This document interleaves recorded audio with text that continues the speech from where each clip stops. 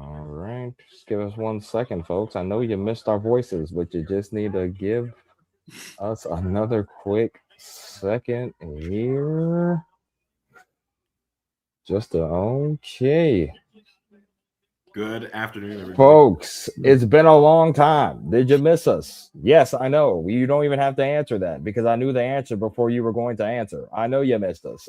I'm Dom. In case you forgot, that guy's Gons. We're back with another live stream, Dom and Gon Sports Talk Draft Edition.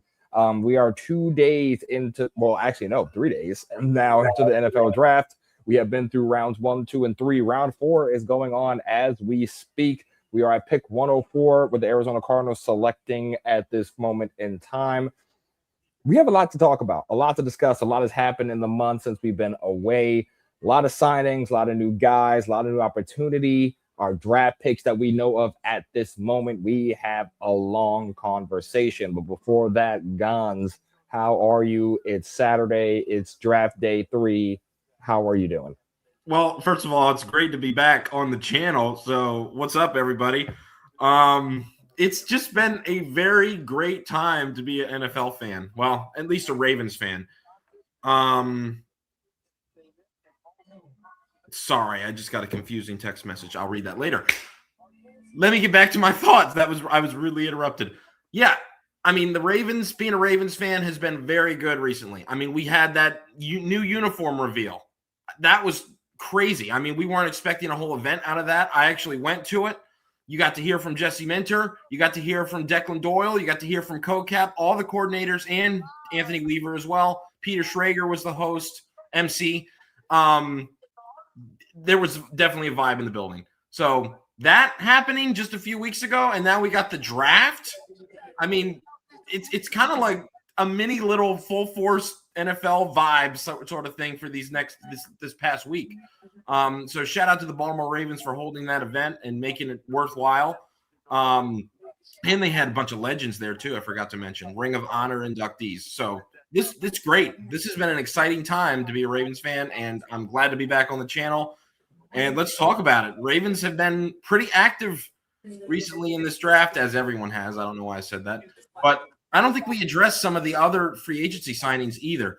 But we have yet to see a trade happen from Eric DeCosta yet. So we'll see. We have 4 picks in the 5th round. We'll see what's going to happen.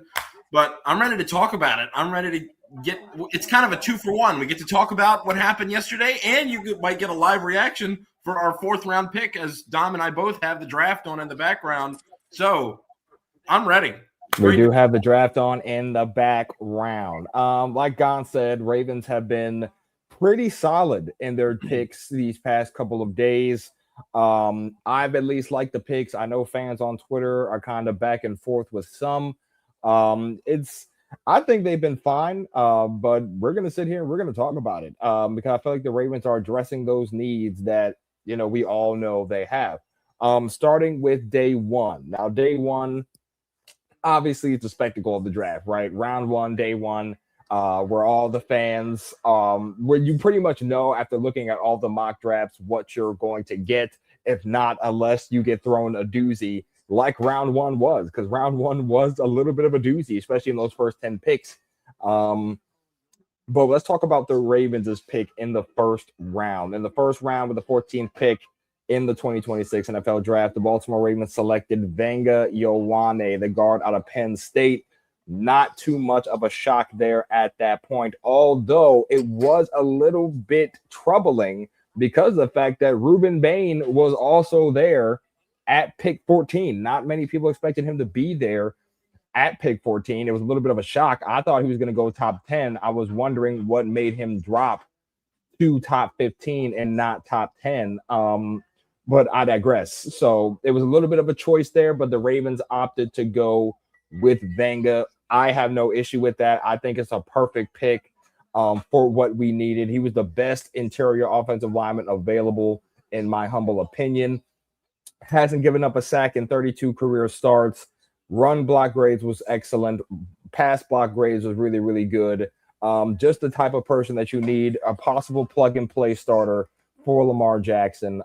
Just the right protection that you're going to need, especially after the amount of sacks he took last year. Also, the fact that he got injured, also running for his life. So that's the investment that I'm glad the Ravens made. I think that was the right move. Um, and Vanga seems fired up. He was already introduced to media yesterday. He had a press conference. I mean, he's fired up. He talks about just being in the AFC North, tough division. He said football is not meant to be soft. We're playing to beat each other up. He said he's not going to let anybody touch his quarterback. That's the I love mentality that. that he has. I loved hearing that. I thought it was dope. I'm so glad that Venga's on this team. I'm glad that he fell in our lap because literally I was scared because I saw some people saying Venga could go top 10. Giants could like scoop him up. I'm like, I'm terrified. I don't know if he's going to get there, but he falls there. Perfect pick. I love the pick for the Ravens. I think they made the right call there. Happy to have Vanga. I hope that he shows out in camp. I hope that he's an instant starter. And I'm looking for him to ball out. I would love for him to be Raven forever, the way his mentality is, at least from what he's talked about since being drafted. I love it. Shout out to it. Gons, what are your thoughts? I mean, this is what we needed, honestly. I mean, if we look at our offense last year, that was the biggest culprit, was the interior of the offensive line. Well, the whole offensive line, just in general, as a unit, was just awful. I mean, it was terrible. I don't know how Derrick Henry had as many yards that he had because they were just so poor. I mean, well, they weren't miserable in run blocking, but their pass blocking was abysmal. It is safe to say. But everything, even the run blocking, could have been better. There were times where we just couldn't run the ball. So yeah, that was clearly the biggest need. And what do the Ravens do with the first pick? They don't trade it. They don't take the best. They don't take Reuben Bain or a skill position player. They take offensive line, which is great. That speaks volumes. So everyone's like, oh, you need to get a wide receiver, or maybe Kenyon Sadiq or whatever. But it doesn't matter if you can't block. So who cares who you have at who cares who you got out there throwing the ball to if you can't pass protect? So I love the move. I really do. This dude's going to be a plug and play starter, like you said, and he's got the potential to be a multi-year Pro Bowl guard. And his versatility is very interesting too, because it's going to be interesting to see what the Ravens do. Where's he going to go? Left guard, right guard? You got John Simpson already that you signed. Based off the money that he's making, you anticipate he'll probably be the left guard, but who knows? Who knows? But the good thing about Vega is he provides that flexibility. He really does. So the Ravens, they've got to do something. And I'm really, really liking how they're prioritizing in the off season the offensive line. They've brought in countless. Would you, Dom? Would you mind turning the volume down on that? Oh, I'm sorry. I didn't realize how loud it was. No, you're good. It was like. I don't know. The people probably heard that too. No, you're good. No, you're great. You're great. It just felt like I was talking over somebody when I wasn't. Thank you, sir. So yeah, it's just great to see how the offensive line has been a priority. I mean, when bringing in the offensive line coach from the Falcons, bringing in multiple people to compete. They brought in that guy from the Colts, Danny Pinter. I mean, there's just a plethora of options. You know what I mean? So yeah. It's great that they're prioritizing the offensive line for this season. So because they haven't really done that in the past, at least last year for sure. I mean, using projects, not investing a whole lot into it. So this is great to see, and I'm glad they're honoring that. Thank you. Yeah, you talked about the flexibility of Ioane, and I think that's something that Declan is going to test this offseason just to really out. And honestly, that does bring some competition. That's what Declan was talking about yesterday. It provides competition within the offensive line. Just having the ability to have Vanga be so versatile, and he can play in whatever spot you feel like he can play in. I'm hyped for that. I'm happy to see that he was on the team. I'm looking forward to what he does when he locks in and puts the pads on. So let's move on to day 2. Now, day 2, the Ravens opted to go defense with pick 45 and then go offense with pick 80. With pick 45, the Ravens selected Missouri outside linebacker Zion Young. Now, Young was also mocked to us and a couple of second round drafts, and a couple of day two mocks. I saw a lot of people wanting us to take him. He's an interesting character. He had the press availability last night. He apparently he's really close with Nate Wiggins. Him and Nate Wiggins are best friends, which is super dope. So I'm glad they're going to get that connection back and hopefully potentially play on the same defense this upcoming year.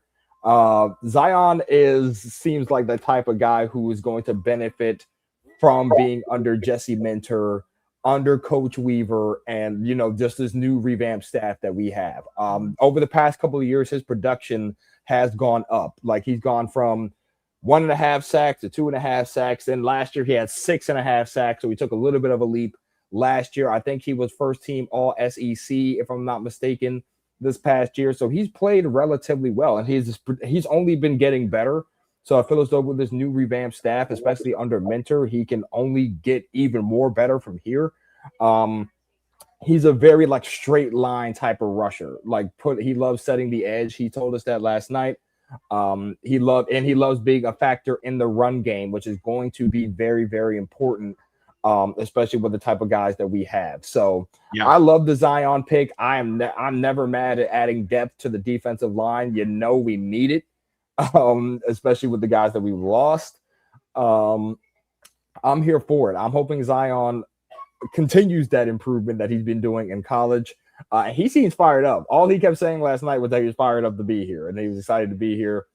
So I'm hyped for. I'm hyped for him. I'm happy that we got him. I'm looking forward to see what he can do. I think the Ravens probably were a little surprised that he fell that far because he was one of Mel Kiper's like top 30, top 20, 25, maybe. I'm not mad at it. So when the Ravens were picking and he had fallen that far, I think that was an easy grab. I mean, it like you said, it's always needed. We got Trey Hendrickson. I get that. We got Tavius Robinson. We got Mike Green, second year Mike Green. So adding this fourth one, I mean, we still need extra rotational pieces. The more, the better. And this is great. And I was watching a little bit of his highlights yesterday because I wasn't super familiar with his game. I had known his name, and I knew he played for the Mizzou. But just watching him play, he's just very disciplined, very sound in his rushes. I mean, setting the edge is key and making big tackles in the run game. He's not going to do – he didn't look like he was going to do crazy stuff to get like a premier, finesse type of move like a Micah Parsons, for example, with that athletic freak ability. But in his own way, he's very disciplined and sound with his technique. He can consistently get back there. He can consistently bring down the running back. He can consistently set the edge like he was talking about. That is not all fluff or talk. That's truly what he's been doing. So I'm really excited to see that. You can always see – it's always good when you can bring in people that are very versatile, meaning they can play the run well and play the pass well. So that's really exciting to see. So, yeah. That was almost a best player available pick, and it kind of was a need. I know people might have said, like, I know Jamison Hensley was talking about in some of his reports that they passed up on the center in the third round. But this was I don't mind this at all. We really needed this, and he's one of the best prospects available at the time. So good pick by EDC. Let's build that edge rush department. I'm so excited for Jesse Minter in this defense because he's got a whole remodeling of edge rushers to use with Trey Hendrickson and now Zion Young, in addition to Mike Green and Robinson. So this is exciting. Like, there's no more David Ajabo. There's no more people that are projects. These are pass rushers. Not a guy that's tore his ACL during the combine. Like, this is some guy that had he's, like you said, getting better and better and better as he progressed through college. So I'm excited. I'm excited about this. Preseason is going to be exciting this year, and training camp as well. Yeah, I'm looking forward to it. And like you said, just the fact that he just keeps working to get better is what I love seeing. I mean, we saw what Mentor was able to do with the Chargers last year, and the unit that they had. And now that he's going to be fully running this team, not only that unit, but this whole team, it just has me excited to think about like what he wants this defense to look like, what the schemes are going to be, what the pressures are going to look like, who's going to play where, who fits what scheme the best.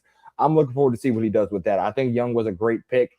Like you said, edge rush depth For a team that finished bottom in the league in sacks last year, edge rush depth is very, very important. So I'm going to take it wherever we can get it. And if Young was projected first round and he fell to literally the 14th pick in the second round, let's do it. So I'm here for it. Welcome Zion Young to Baltimore. Now, with pick 80 in the draft, this pick came with a little bit of controversy last night, as I was noticing, which is very, very interesting. With pick 80 in the third round, the Ravens selected USC Trojan Jacoby Lane, 6'4" wide receiver. Gons, the reason why I say controversy, right? Because after the Lane selection, there was reports about his separation percentage. It is not that great, at least when he was in college.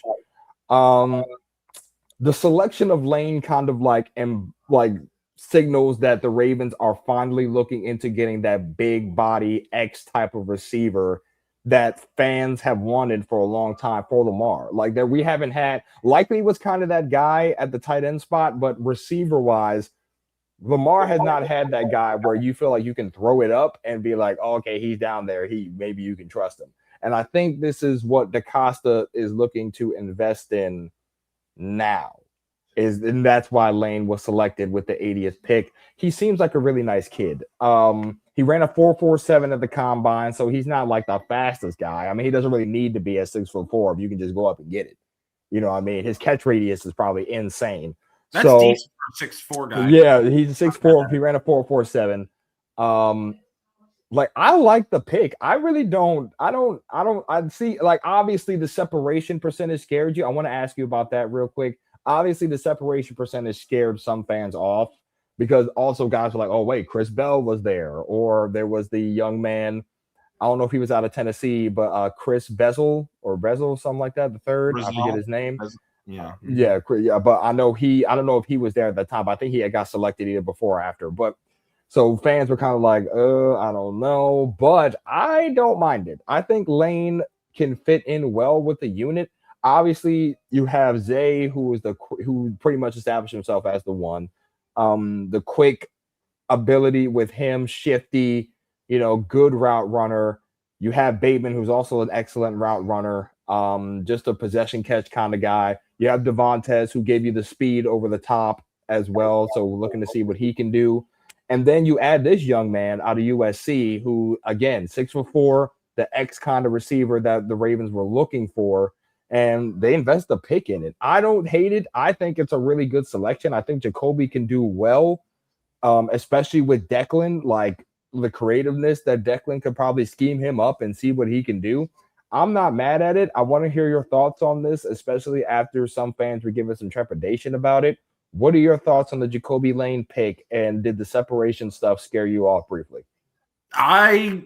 So I don't know if you guys know, I followed the Trojans pretty closely the past 2 years, and having the luxury of watching that offense perform, they were a working machine at times. I mean, Jaden Mayava throwing to Makai Lemon, the tight end, I can't remember his name. Can't remember it right now, number 87.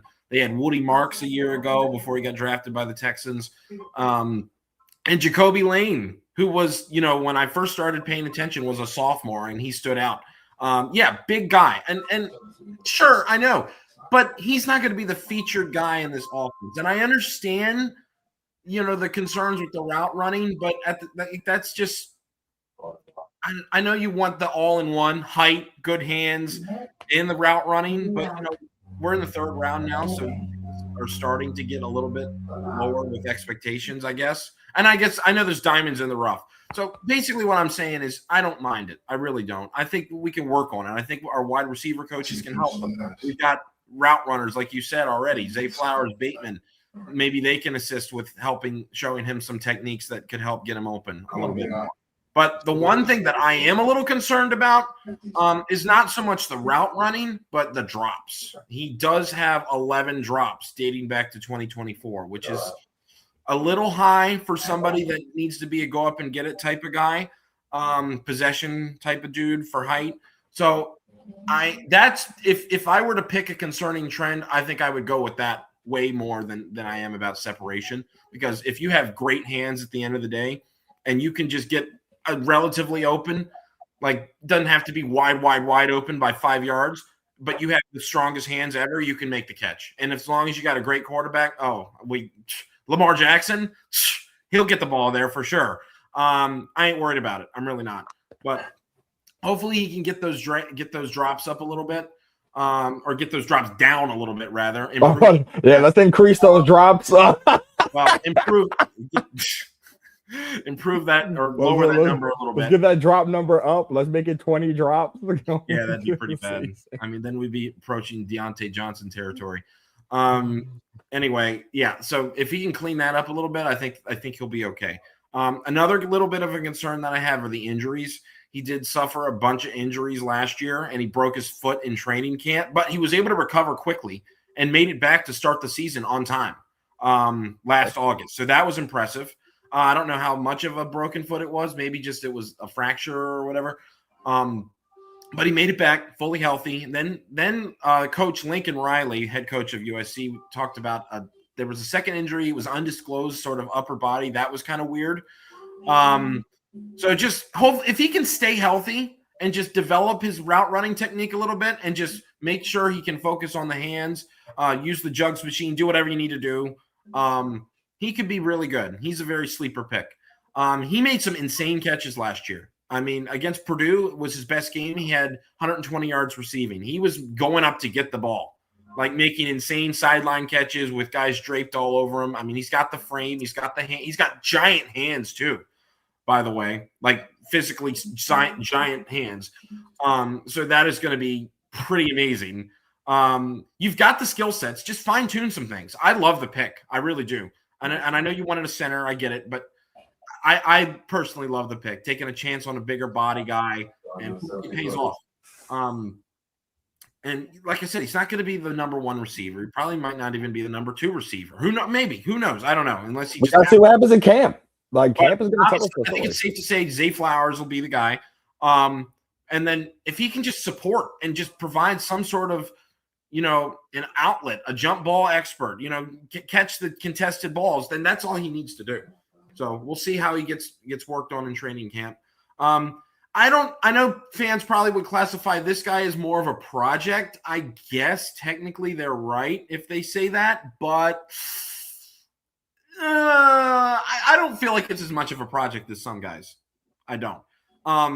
Yeah, he needs to fine tune the fundamentals, but I like the pick. I think it was an exciting pick. I think it's a higher ceiling pick than some things. So I'm glad they got it. I always love fellow USC Trojan receivers. Yeah, I like the pick. I think especially with the guys we have now, I have a lot of faith in them and be able to help him develop and help him become an even better player than he was at USC. And I think that if we had last year's staff, I'd be like, okay, he could be pretty good. But I think here now with the new guys, the new mindset, the fresh young minds, I think he can be even better than what we even anticipated. So I'm looking forward to see how Declan kind of, like I said earlier, just schemes him up. I'm going to be interested as well. Like, I think he could fit in well. Like, just give him the camp, see what happens. We'll see what he does in the preseason. But yeah, folks, those were our first 2-day picks, rounds 1 through 3. We are about 5 picks away from the Ravens' next selection. They pick at 115 in the 4th round. Guys, I just want to talk real quick about what the Ravens could use that pick on. Now, obviously, there's many more things we need to invest in. We still need a center. You touched on that earlier. We need a tight end. The tight end room was depraved this offseason. Thank you, Chargers and Giants. F y'all. And and obviously you could look to go corner. You could look like there's a lot more things. Shoot, you could probably still use another D tackle. Now that I think about it, you could probably look to get more interior defensive line. So there's a lot of positions that the Ravens could look to fill out this draft with. They have 8 picks between rounds 4 through 7. That's the most picks remaining in this year's draft. We just talked earlier. I'm thinking they probably go center with this pick if he is available. The young man that you were talking about, I forget what college he's out of, but I think if he's there and he falls into your lap at 115, I think you go for it. Oh wow! And the Jets just took a quarterback with this pick, which is very, very How are interesting. you ahead of me? Are Because I you got ahead of it like me? that, guys. I got it like that. Like I I don't know guess why you are. I mean, that you're you questioning. have It's to like be. no, but Schefter just tweeted it. That's also why I know. Oh, you're on. But yeah, All right, I no. need to get on Twitter. All Schefter right, just okay. tweeted it. Yeah. So the Jets just took a quarterback with this pick, which we knew they probably would at some point. That's So good that you have guys, the best sources, the quickest sources for hey your man, you fields. gotta get them if you're doing this though. But but yeah, for me, Gons, I think center would be the pick here. You waited to this point now. You weren't able to get one in free agency. You were probably looking to draft one after we lost Lindy. Lindy, we love you, but you broke our heart. So I don't know really how to feel about you right now because you went to Vegas. Ew. But Cade other Klubnik than is what Cade the Jets Klubnik picked. out of Clemson, correct, is heading to Interesting. the New York Jets. He's going to be behind Geno, who is on the Jets currently. He can learn under a year from Geno. And if I mean, shoot, I mean, if you at that point you put him in later, see what happens. But yeah, Gons, your thoughts on what the Ravens should do with 115? Like I said, the options are plentiful at this point. You could really go anywhere. The top talent obviously gone. You're looking really just to fill in depth pieces, possible starters, maybe. What are your thoughts on what 115 should be? What should be done with 115? And what is like the position you're going to be like, what the heck if they pick at 115? Interesting. Well, what the heck is if they draft a quarterback or something? Um, anyway, this is interesting because I just sitting here now has made me think about a few things. Because earlier, I I really wanted to get like an offensive lineman center specifically, like you're talking about. We still got Sam Hecht; he's available.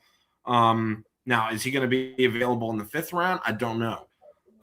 But I wouldn't mind if they went and got a center right now. Um, now, something else I was thinking about. It might not be too bad to start thinking about running back either. Just saying. Just saying. We I do have a mean, couple people available. Like, for example, we've got the Arkansas running back, Mike Washington Jr. I don't know too much about him. If he's what I think he is, um, no, never mind. He's not what I think he is. He's more of a bigger guy. But he plays a little bit like smaller. So I don't know. I prefer that they go probably a center, but it's just interesting to see what the Ravens might be thinking as well. Because, like I said, running back is not a huge priority at the moment, but it might be as Derrick Henry just continues to add more years to his resume. So I don't think they go wide receiver since we just got Jacoby Lane. Corner is another interesting one because we have a lot of corners that are still on the board right now. We've got the Miami Keontae Scott. We've got Malik Muhammad from Texas, who are viewed as one of the top picks at the moment. So it'd be interesting to see if they go defensive back or center, or if they're thinking running back, maybe. But I think they should stay away from wide receiver or quarterback or anything like that right now. I mean, maybe even tight end or someone else I saw, what's his name? Kyle Louis, I think from Pittsburgh, is like the top remaining linebacker right now. I know that is another position that they could look to fill. so there's a little bit of a plethora here. I'm a little bit interested to see how this plays out. It's really hard to just pinpoint exactly what they're going to get. It was much easier in the first round because you knew they were going to get either an offensive lineman or maybe a wide receiver or tight end. I don't know, but wide receiver or offensive line was the pretty clear direction. I don't have that here. I think there's plenty of different avenues you could go with this round 4 pick. As the Cowboys' pick is Drew Shelton out of Penn State, offensive tackle. So now we've got 2 more picks ahead of us. So I don't know. But those are my options. But definitely for a big no-no is quarterback. Like, don't get Nussmeier or anybody else that's up high right now. That gives me shade of what's his name? Cooper Rush vibes. He would not fit the scheme at all. So No, yeah. just don't.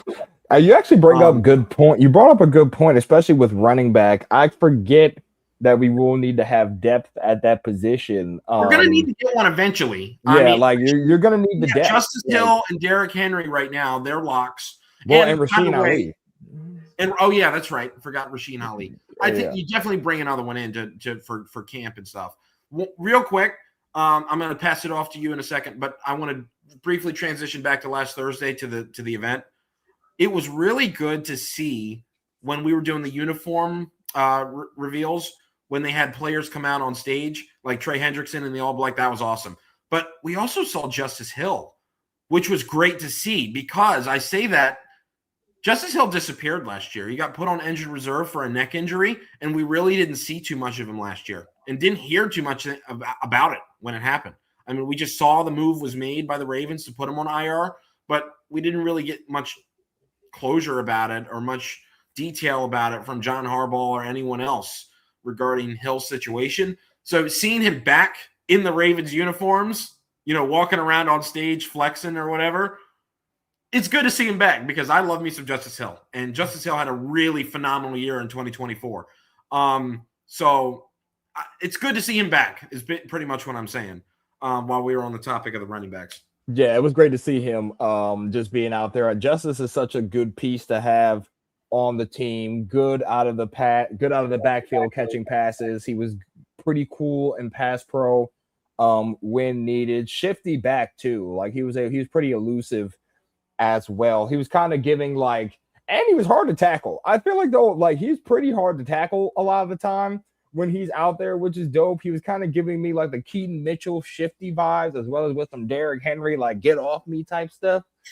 So I appreciated that from him. I'm hoping that he bounces back this year. He has a big year because we missed him, especially last year on that field with that versatility, especially catching passes out of the backfield, because that was definitely something that we loved out of him. I'm hoping that, like you said, I hope he bounced back. Hope he has a good camp. I'm glad to see that he was out there, especially in the new unis, because the new unis were very much so fire. So can't wait to see those debut this season. But to your point, yeah, back to that, running back would not be bad later in this draft.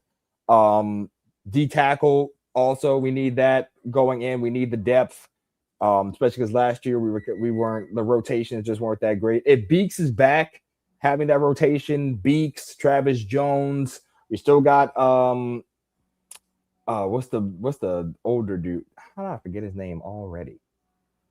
We just signed him to an extension and I forgot his name. John Jenkins. Thank you, John Jenkins. Good Lord, I don't know how I messed that up. John Jenkins. We still have John Jenkins, who was good in the run. I know people were kind of up and down on him, but he was good in the run game last year. You can say it. You don't have. You can say Gons is not high on John Jenkins. You can say it. You can put me on the spot. He was good in the run game last year. I will give him credit for that. He's not really he wasn't a pass rush D tackle, but he was good in the run game, which we could appreciate. Because we actually had a decent run defense last year. It wasn't top notch. It wasn't top 5 run defense. It was awful at the beginning of the year. It was he had to grow into it, It was the Lions game putrid. Okay, well the Lions game was that whole game was bad defense. We could have won that game if we just got any sort of stops on defense. We got none, and that's the problem. That's the problem. And then our offense just fell apart. Even with a garbage O-line, we were scoring 28 points. But anyway, well, that just goes to show you that we have some dogs on the team. But yeah, we could use a D tackle, especially to add to that depth, because I don't think they're going to bring Brent Urban back this year. Which can I jump in real quick? I'm sorry, Jesse Minter, can you try Aeneas Peebles, please? Peebles! Oh my God, I forgot about Peebles. We do still have Peebles. Give him a chance. About that. I mean, they didn't. Apparently, they didn't trust him in run defense last. John Harbaugh didn't trust anybody if it wasn't John Jenkins or that number 91 Okoye. So I don't know. I'm not going to get ranting on it again. I'm sorry. This is your time. He's very passionate about this, folks. Let's just know that he's a die-hard fan, and he loves this team. That's why he's so passionate. And But I want Aeneas Peebles to get an opportunity. I think people should get a shot, man. I hope he earns it. I hope he earns it this offseason and during camp. I think he should get a shot and see what he can do. Obviously, again, they didn't really trust him in the rundowns, but I'm hoping on the pass downs, maybe he can get that opportunity. But if you want to add that D tackle depth, why not? See what goes. As you said, corner, you can never go wrong with a good corner if one is there at the right spot. Secondary depth is always a thing. Oh shoot, we are one pick away. I didn't even realize that. Dallas, the pick is in for Dallas. Let me get on Adam Schefter's Twitter so then I can be notified at the same time as you. Yeah, so we are one pick away, ladies and gentlemen. It will be interesting to see. I want to see what the Cowboys pick here. So they have selected if they're gonna show it. It says pick is in right now for me. Yeah, it says pick is in. It says selection. Is ESPN lagging? Is this an ESPN lag? Is this? You might see it before me. Now I think about it. I think I might be behind you. Yeah, I don't know. I guess we're on commercial, so we get back. While we're waiting, Devin Moore. They got Devin Moore out of Florida. Interesting. Okay, Devin Moore out of Florida. What position? Corner. Okay, so they got a corner. Honestly, folks, the center is there in the Ravens' lap if they want to take it. I mean, will they take it is the question. The center is right there for them to take. So let's see what they do with the pick. I'm very, very curious to see what they do. Oh, Bussa came in and joined the live stream from Instagram. I didn't even see that. Bussa, if you see this video at any point in life, we love you.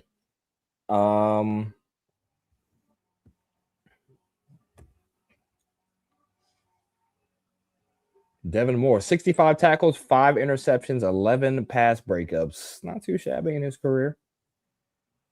Oh, the pick is in for Baltimore, ladies and gentlemen. The pick is in. Already? That was quick. They didn't waste any time.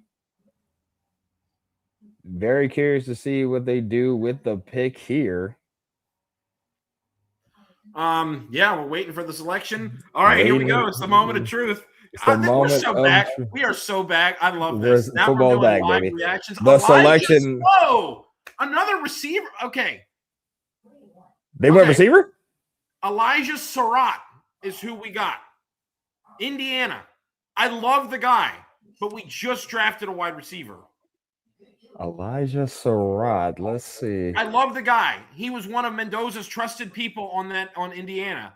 6'2". Oh, wow. He's from Baltimore. Okay, but I don't understand then if you're going to go receive. Okay.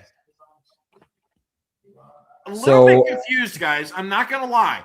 Now, this is not because I think Elijah Surratt's a bad player. No, I think he's a very good player and very, very good prospect. Had a great year last year on the national championship team with Indiana. Mendoza was throwing to him all the time.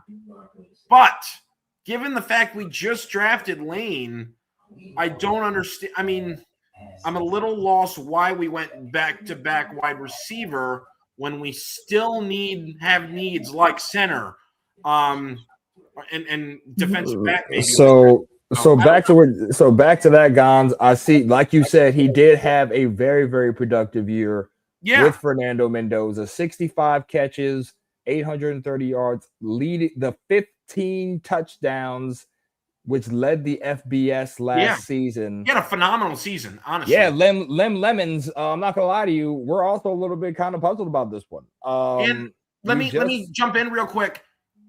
It makes the Lane pick a little confusing because Surratt, he makes contested catches. Yeah, he's 6'2". I'm watching fade routes right now on Ohio State and then watching fade routes on Oregon. This is so if they were going to draft, okay. I didn't mean to jump in. Go ahead. No. You're fine. Like you're fine. I mean, I'm also very, very interested on what made them love this pick. He's 6'2", like you said. So he's another kind of tall kind of guy, kind of go up and get it kind of guy. Just 6'2", 209.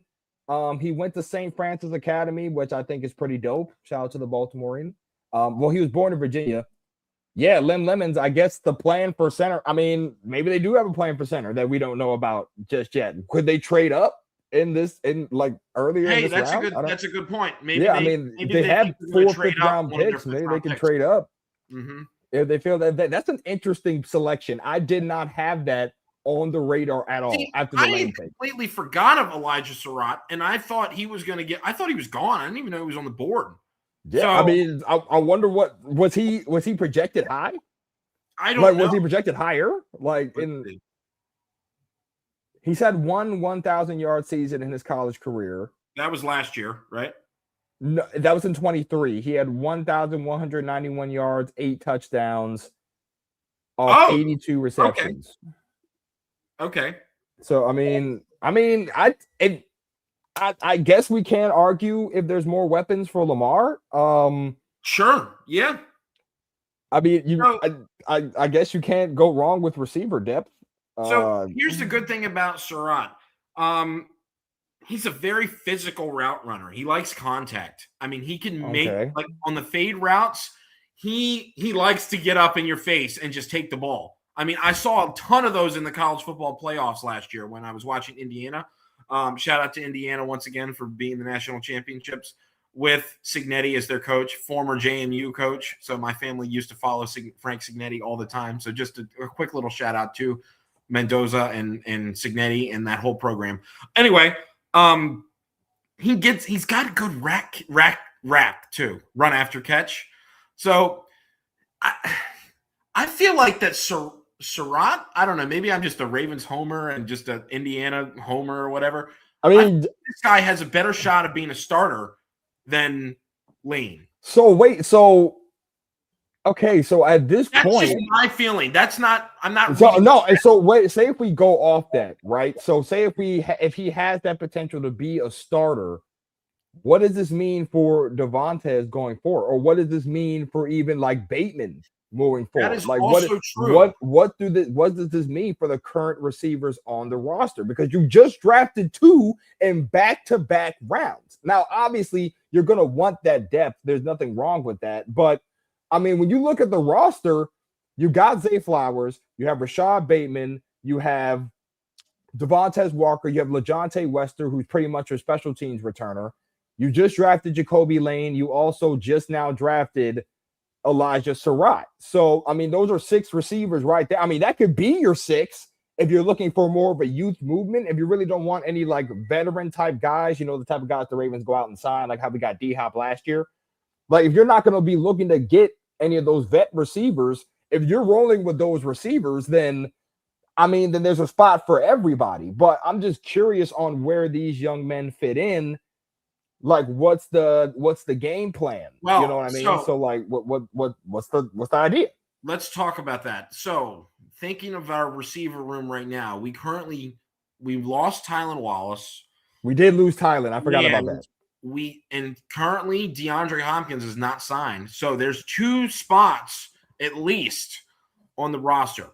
So now again, this is Jesse Minter's team. Maybe he might keep more than 4 or 5 wide receivers. So maybe you still could, if in a sense, keep both of those guys that you drafted and still potentially snag a D-Hop or something back. So this is just, yeah. And what I was saying earlier about potential to start more than Lane, that's just based off of what I've seen. I'm not looking at Mel Kiper's stats or anything.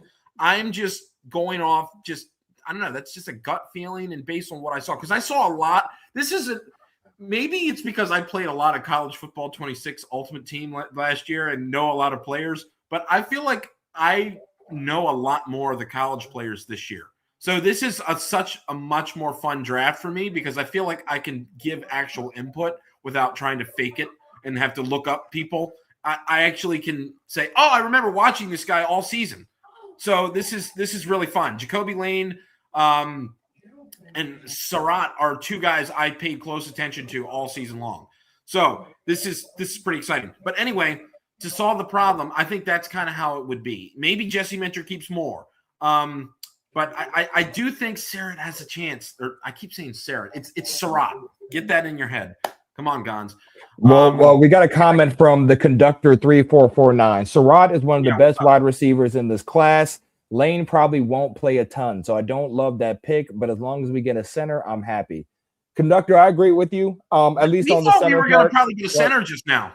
yeah, I mean, I thought pick 115 was the center. I thought we were going to invest in center at that pick, but I'm guessing that Surratt's tape was just hard to ignore for our guys here. So I mean, I don't hate, like I said, I don't hate the Surratt pick. I mean, the more the more weapons that Lamar can get, the better. I love having weapons for Lamar. Sure. And now we've got a plethora of guys at the moment. They're young. Killer Dre. There is an extra roster spot with Pat Ricard gone too, which That's I also didn't forget. That's a great point that Pat is no longer on this team. So that also opens that up. I'm just curious on where, and I was looking more into Surratt.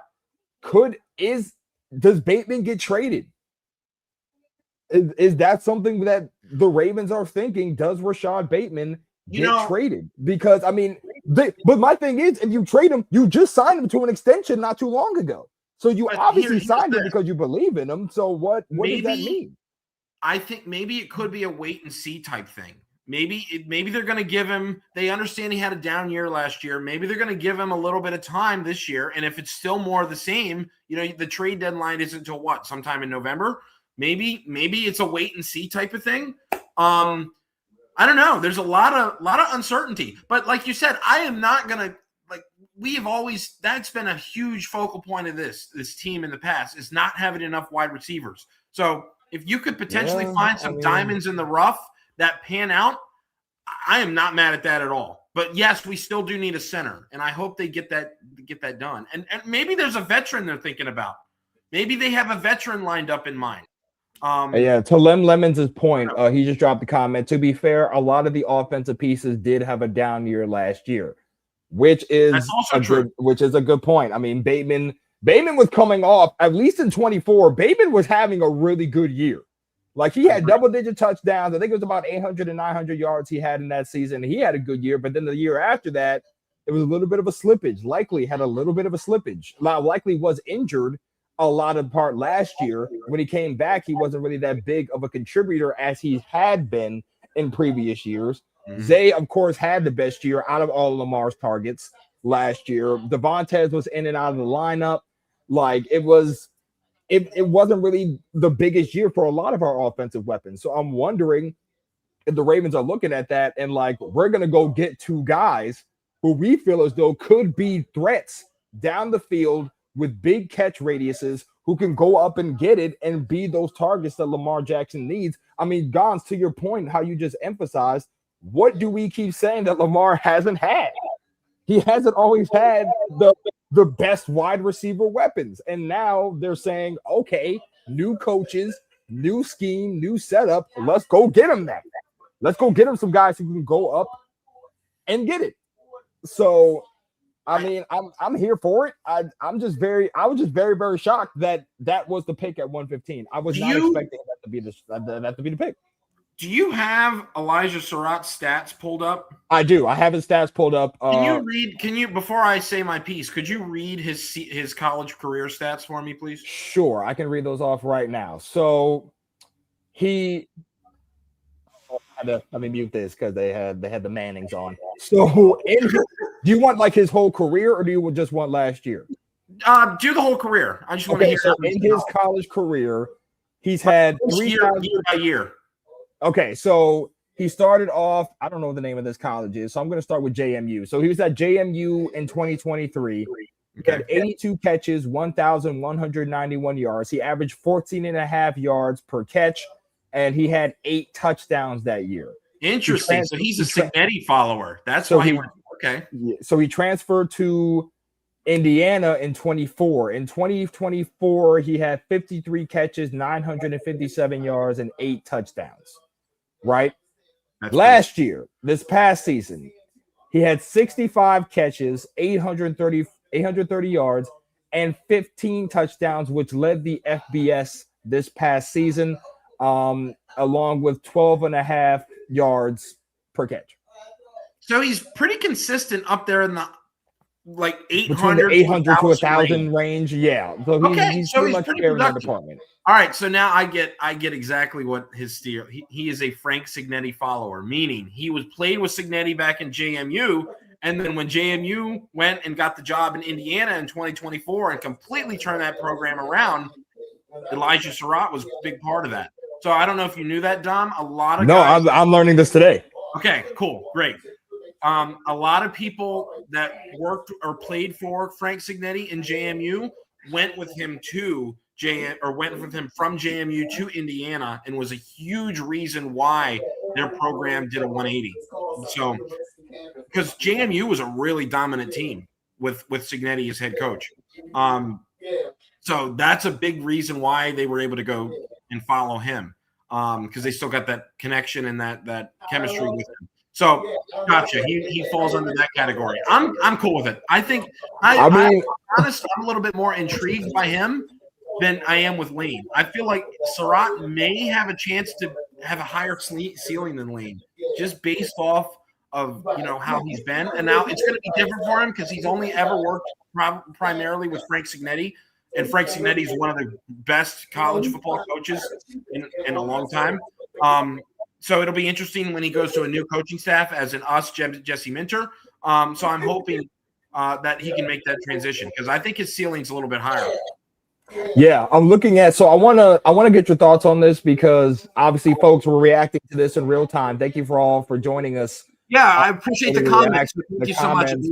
Please, if you have any more thoughts, ladies and gentlemen, please don't be afraid to leave them in the comment section down below. Thank you for joining us as we react to this in real time. The selection, for any of you who are just joining in, just now, the Ravens with pick 115 selected wide receiver Elijah Surratt out of Indiana. The young man, who is a national champion, is now on the Ravens' roster. Gons, I want to read you this overview from NFL.com. That was, I think it was written by Lance Zerline. His NFL comparison is Alan Lazard. So let me get your thoughts on this. So, big receiver whose competitiveness and elite catch phase execution allow him to overcome his athletic limitations. He's nicknamed Waffle House because he's said to be, quote, always open. So he's a high number of contested targets versus man coverage. He's tight-hipped with below average foot quickness and falls below the line as a separator. Once the throw goes up, however, he consistently beats corners with size, body control, and catch space strength to clean up. He'll face press matchups that leave his catch column dry, but he's built and wired for possession targets over the first two levels. So he really is literally another one of those go up and get it type of guys. But so he runs a little bit better routes too. He gets open more. So I'm wondering. I wonder if he slipped out for some reason. If he should have gone higher, and maybe the Ravens took best player available pick again. But my thing is, though, so these are two back-to-back wide receiver picks who analysts are saying kind of struggle with separation. But I thought it was better. No, so at least according to this analyst, he really he falls below the line as a separator. Oh, look who it is. Hey, Beasy. You said what? Hey, Beasy's back. Oh, with the salutes. What's going on, man? Appreciate you stopping by again. Hope you've been well. Yeah, so I'm wondering, so is the ideology for the offense kind of just shifting into, hey, I'm gonna throw this joint up? Like, is that what this is? Are we because to me at least, they and Bateman have been the separator kind of guys. Right? Those are the guys who can get the separation and be able to beat their guy off of man coverage. So I wonder if they're kind of just trying to have that healthy balance of the separator guys and the guys who just said, F it, he's down there somewhere. You know what I mean? I'm not entirely sure. Oh, see, BZ, he's saying he thinks Bateman's going to be traded. Hey, that's a possible. Hey, what if it's a trade up? I don't know. Maybe it's a trade for a tight end. I don't know. I don't know. I'm honestly very, very curious to see what the ideology was. I know DaCosta and Minter, they're probably going to talk after today is over. So I'm very, very curious to see what the questions are going to be with that selection. But I mean, like I said, I don't hate the pick. I think the pick is good. I'm looking forward to see what Elijah can do for this team because I mean I've always wanted that type of go up and get it type of receiver for Lamar. Lamar hasn't had that in his career since he's been a Raven, and now there's two potential guys who we just drafted who can be that for him. So I mean, if they want to do that, do it. F it. I don't really give a damn. But I Yeah. Is he 6'2" or 6'3"? he's 6'2". Okay. 6'2", sitting at 209. Jolly and Trigg still available, and we still need one of these centers. And I'm okay. Yeah, tight end. I think we have to get. I think a tight end is an obvious choice. I think it's a must. Mm-hmm. I think a tight end is a must. You have to fill out that depth since our room was completely depleted in free agency. You lose. I'd take Justin Jolly. I'd take Michael Trigg. Those are very good options for late round picks, and they could definitely take over like a Charlie Kohler type role, maybe. Used in the past, not like a number 3 tight end role. Not used that often, but they're to be needed because we only right now still have, in case you guys don't remember, Mark Andrews and Durham Smythe. I think Durham Smythe, yes, who is mainly a blocker. So I think out of these tight end examples, that you need to pick the best one that could be a pass catcher, I think. So whether that's Jolly, Trigg, or anyone else, I think that's the route you need to go. Yeah, I mean, you have to fill in those positions. I think it starts with yeah, exactly, BZ. So Smythe will kind of fill in for that Ricard role, kind of helping in the blocking game. And then you could use another tight end target for Lamar. I think that's just a must, especially because he's been used to having at least 2 guys in his career. So I don't think you take that away from him. I mean, and Declan comes from an offense that also ran with 2 really good tight ends. I mean, they had Colston Loveland and they had Cole Kmet. There we go. That was his name. So I'm cool if we get another tight end option. And I'm wondering too, like, do they also look? I mean, Njoku did visit the building. Is Njoku still an option after the draft? That's also another question. Are they going to look there? Like, there's just a lot of questions that we have, folks. But pick 115. Okay. So, can I provide some cool insight? Go for it. I'm looking at who's still on the clock, and there are some names that I'm a little bit surprised are still here. Maybe I just don't know college ball as well as NFL, but there are some people that I thought were pretty good last year that are still available. And KB's about it already. Justin Jolly, 6'4", 241-pound tight end from North Carolina State. He is very good. He's a 92 overall ranking right now. And he's got really good after the catch. It says Jolly isn't usually brought down by his first contact and usually picks up extra yardage after the catch. And then he can also be a blocker. Not dominant at blocking, but definitely can hold his own when needed to. So he's still available. Who else did I see? Sam Hecht is still available. Maybe the Ravens are feeling like he could still be open down the road. So they picked the best player available now so they could draft the center, Sam Hecht, maybe with one of those 5th-round picks, or get back into the 4th round by trading one of those 5th-round picks. So there's still plenty of things open here. Yeah, the options are still pretty endless at this point, and we can't rule out a trade up. Connor Liu from Auburn, that's another center. Those are the top 2 centers remaining on the board right now. We got Ravens. Yes, sir. Ravens 4 for 4. I like that. I like that a lot. Okay, so Mike Washington Jr. is now off the board. Raiders just selected him with pick 122. Okay, so that's running back. So that's running back off the board. Or Genty, sorry. Cool. So, yeah, this is music all air. I mean, Ravens 4 for 4. I mean, if you like it, we love it. You know what I mean? So I'm here for it.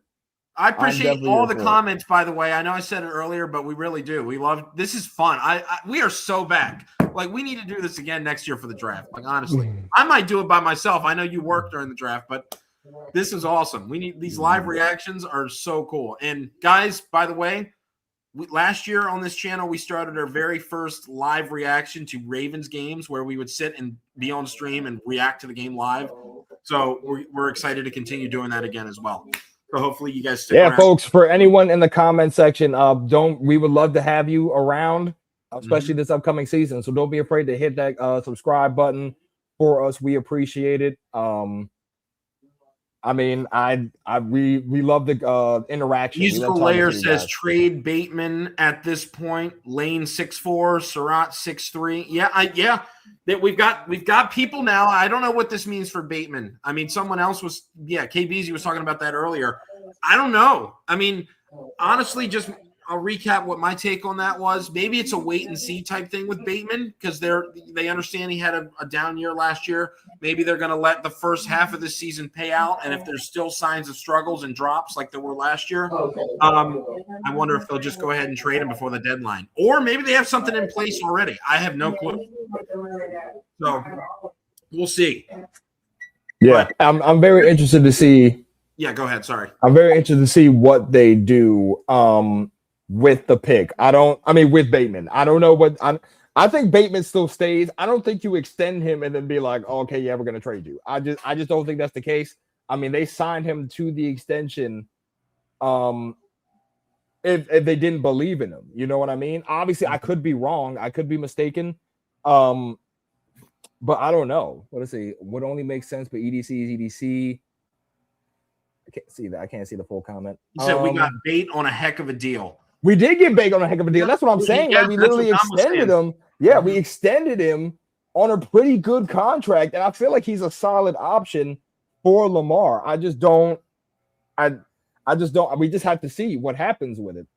I'd rather see him thrive elsewhere. We want players that want to play and be here. I mean, I get your point. I mean, we do want those guys who want to be here. I mean, it just depends on how they're feeling, honestly. With Bateman, I mean, like I said, I feel like he's a solid option. He's coming off that year. We had a spectacular year for Lamar and the Ravens offense. I mean, we'll see. We'll have to see what happens with him. Maybe are they bringing these guys in to work with him, or are they bringing it in because they have a trade in mind for him? We don't know. We don't know yet for sure. But I mean, it's we're good. We'll have to see. We'll definitely have to see what happens. And Lemon says, I think we should trade back into the fourth. That's what I just was saying. Yeah, I think you trade back into the fourth. You have 4 5th-round picks. Yeah, I don't see why you don't use some of that, the package, and move back up into the fourth. I think who was the one that was talking about Jolly earlier? Justin Jolly. Let me scroll back up. Was it you, Musical? Oh no, it was KBZ. I wonder if we went back and we took Jolly. What if we? I would be great. I'd be happy with that, honestly. 6'4". Yeah, I mean, I don't see why you don't trade back into the 8 picks. We had the most picks out of anybody in the draft on day 3. Oh, look at Chicago. Chicago just took the Texas corner, Malik Muhammad. Smaller guy, but pretty solid in technique. Yeah, 26 tackles, 2 interceptions, 3 pass breakups. Mm-hmm. Yeah, I think this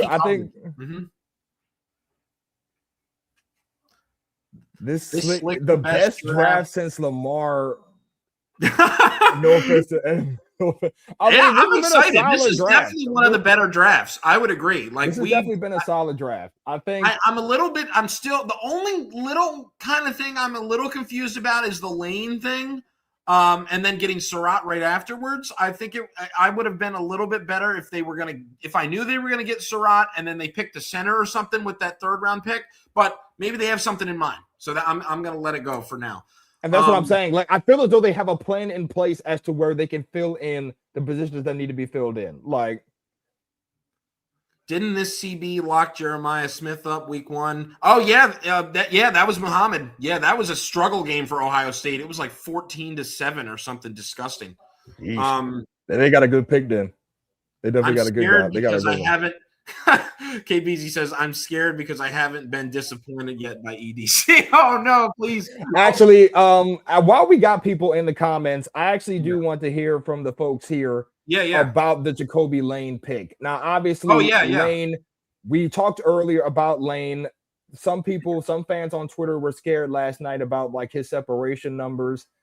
Leave it in the comments, folks. How do you guys feel about Jacoby Lane? What do you think do you think he'll be an instant contributor? Do you think he can develop into a contributor?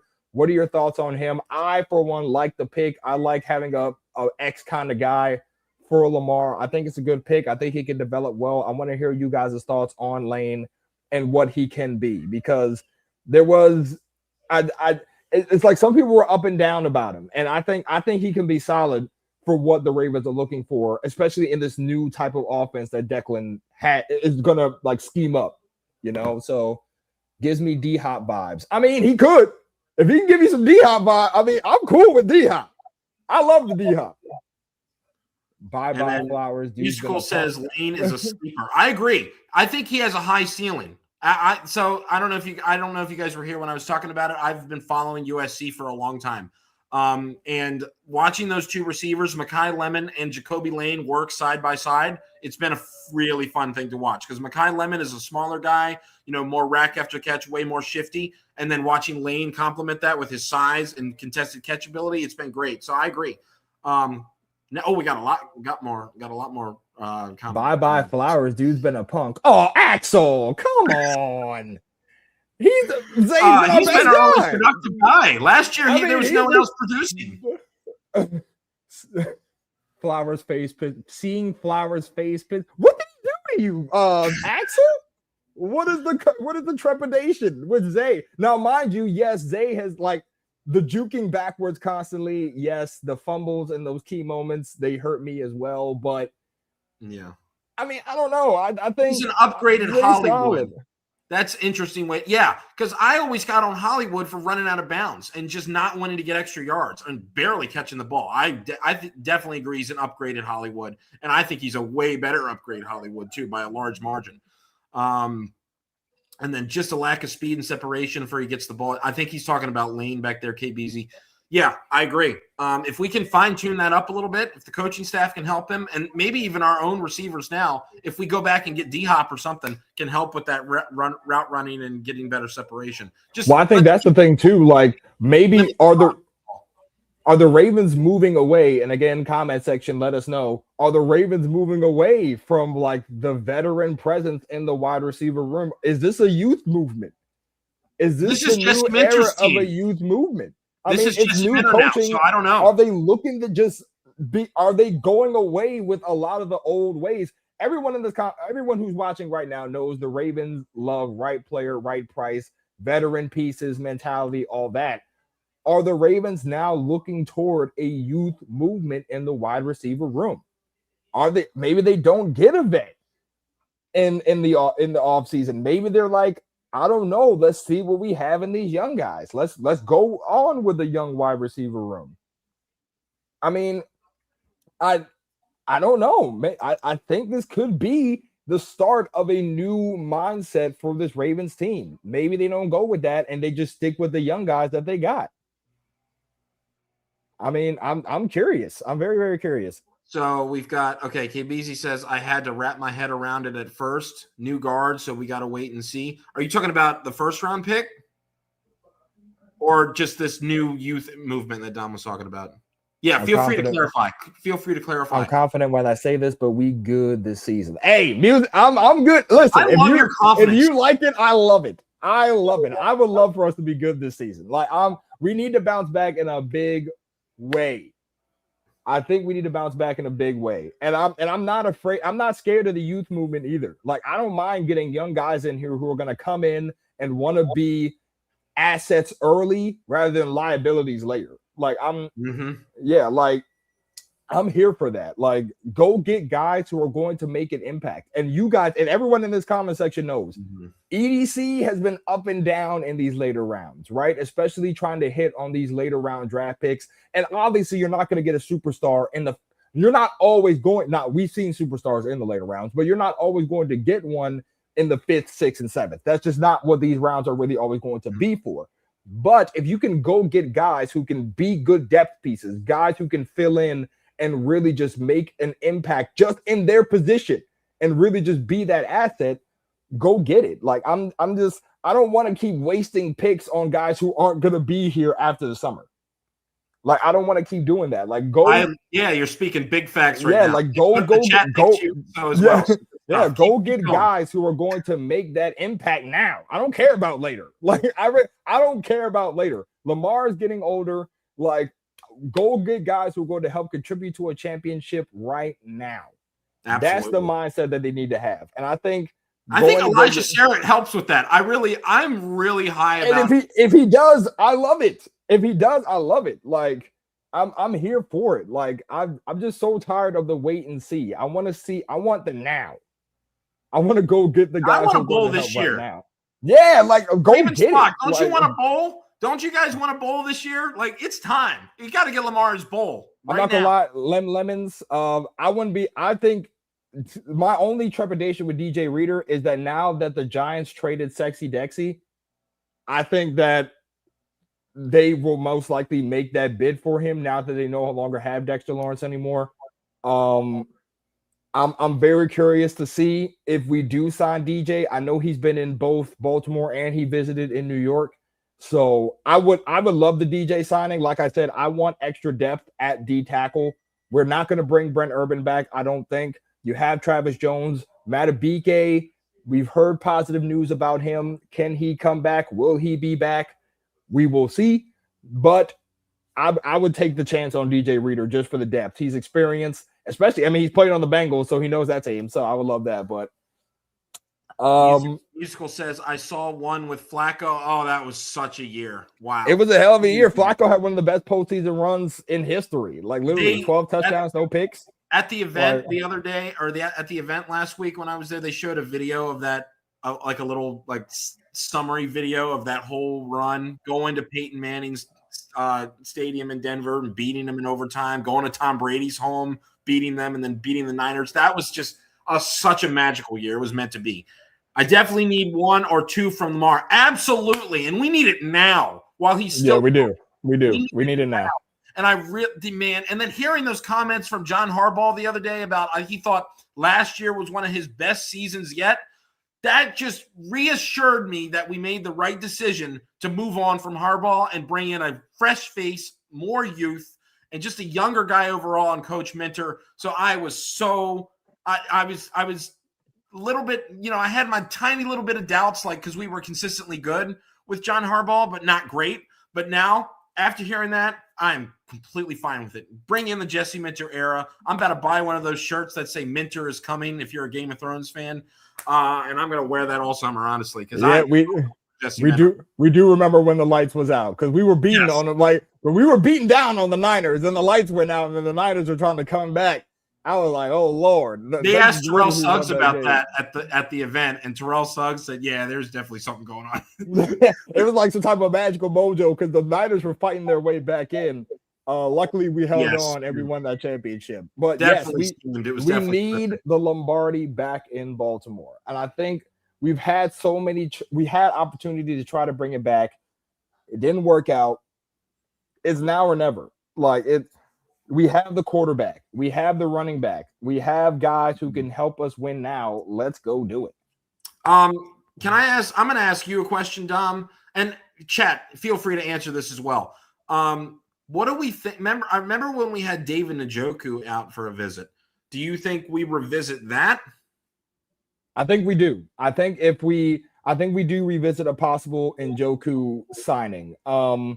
Only because, again, we already taken two receivers, right? So at this point, if you're going to get a tight end and you're not going to trade up to get that tight end, are you going to do it late?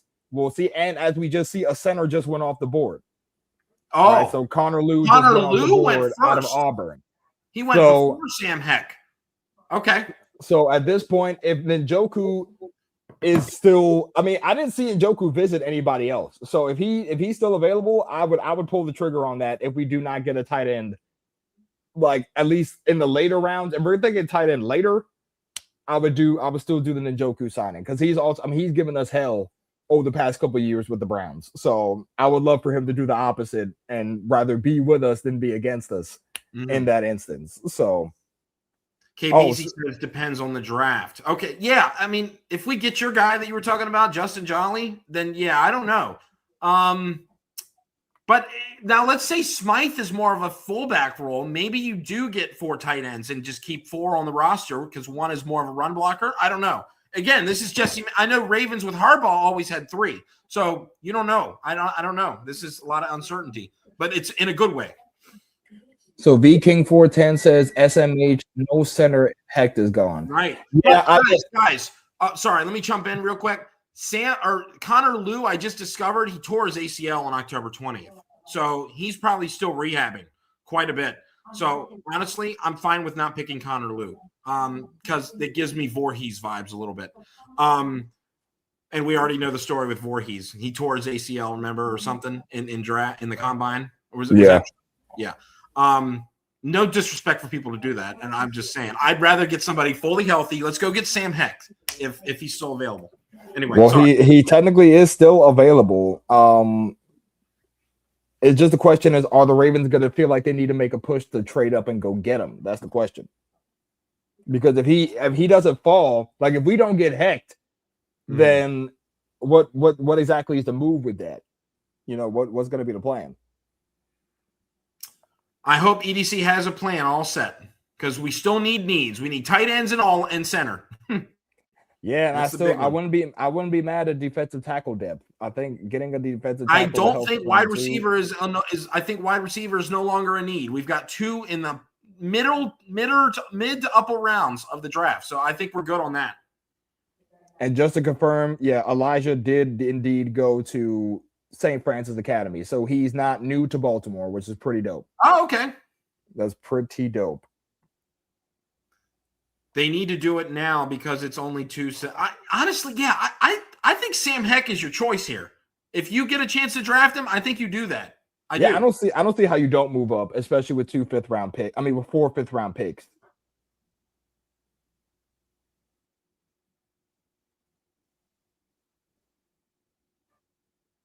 I just don't see how you don't do that, honestly.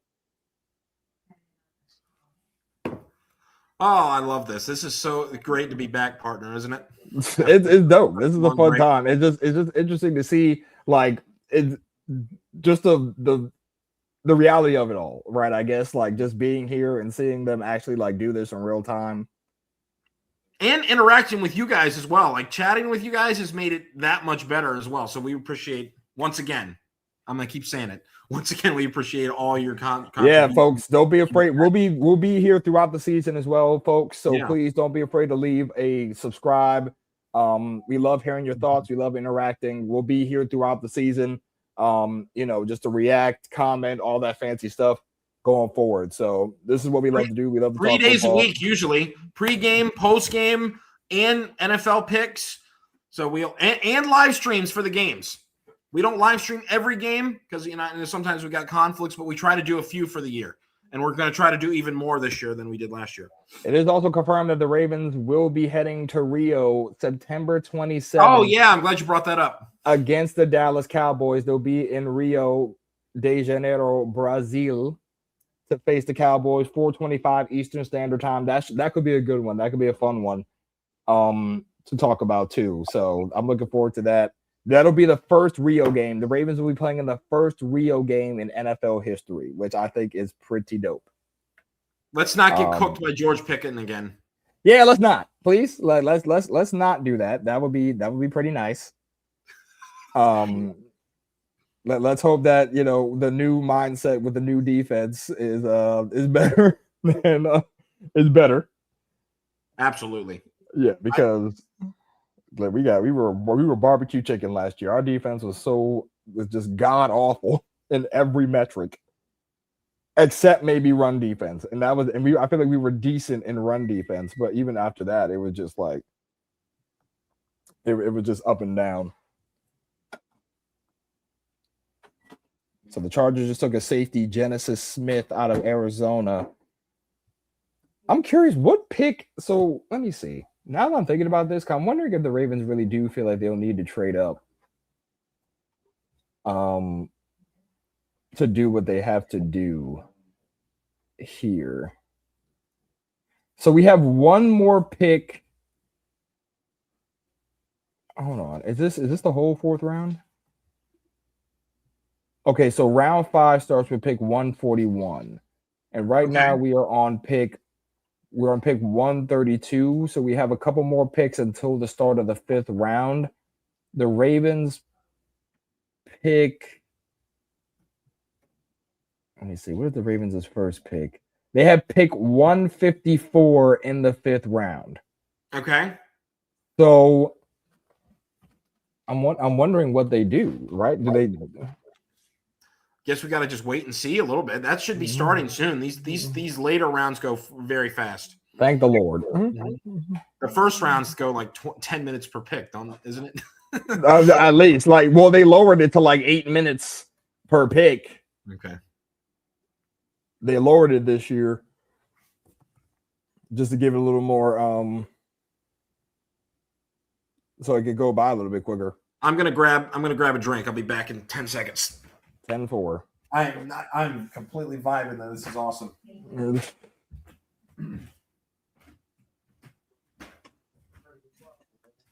Folks, I know we probably said it a couple of times already, but thank you for joining us on this stream. We appreciate it. We've been going at it for an hour and 20 now, which is pretty dope. Just getting the reactions to the picks that the Ravens have had so far this year. So far, and I think kind of going back to what Music All Air said, I think the Ravens picks have been solid so far. The second wide receiver pick did throw me for a loop. Was not expecting it at all, but I'm here for it. I'm not mad at it. I think that the more weapons you can get for Lamar, the better. And I think going forward, what you really need, like you said, like everybody keeps saying in the comments, center would probably be my next pick. If when they do make it, hopefully the guy who is there is available. If Hecht is there, I say make the pick. Why not? Like, you need it badly, especially because there's not really a lot of free agent options out there. Exactly, BC.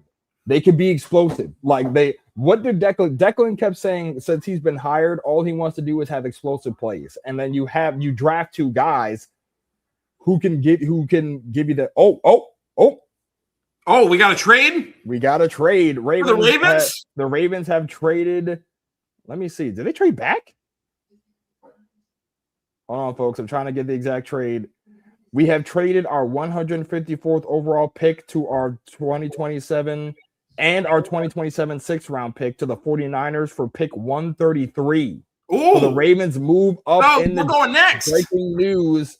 The Ravens move up in the draft. They'll be taking pick 133. They're going next because the They'll Saints be going are right now. Is this the center pick? Get Sam Hecht. Is this the center pick? They'll be going right Jolly. after I'll take the Justin Saints. Jolly either one. So, folks, to make sure I clarify, to do this correctly. So it was 154 in the 5th round, which would have been their next pick, and a 6th round pick next year's draft to get 133 from the Niners, just to make that clear. So the Ravens did indeed. All we kept saying, are they going to move up? You have 4 5th rounders. You can use one of them to move up. Let's go, DeCosta. They move up in this year's in the 4th round. There we go. San Francisco trades pick to Baltimore. Is this the center? Who are we gonna get? Is this the center that we have been waiting Sam for? Hecht or is it Justin Jolly? I'll take either one. Let's see what they are thinking. EDC must have been feeling the pressure and he move it up. Let's see what he does. The Ravens are on the clock right now. I got to get on Twitter so I don't get it spoiled before you. The pick is already in. They already knew what they wanted off rip. Let's see what it is. Sam Hecht is still on the board. Let's see what it is. Gons, you're probably going to see it before me. All right, I will let you. Good. You will probably see it before me unless Shefty tweets it. Pick in the NFL draft, the Baltimore Ravens do select. Here we go. It's happening right now.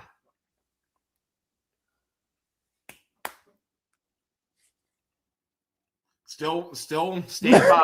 Stand by. Stand by, but we're still waiting. I'm just what is the move here? What Ravens is the had move? 8 picks on day 3. Yeah, we said that was a lot. Still standing by. Still standing by. I thought it was about to happen, but it's not yet. Come on, let's see it. I'm about to say you could definitely you had to use one of those fifth-round picks to move up. Like, there's Yeah, no yeah. way if And there's here a we guy go. out Now there. we got the announcer coming out. Oh, they're announcing the pick. This is about to be fancy. They've just been breezing by him lately. More Pittsburgh shade. Let's go. Yeah. Steelers. F the Steelers. Here we go.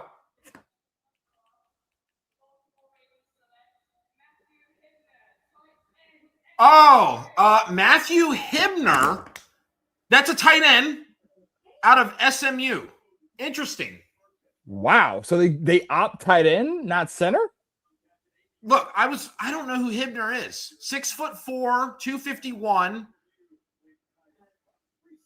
Matthew Hibner. Let's see.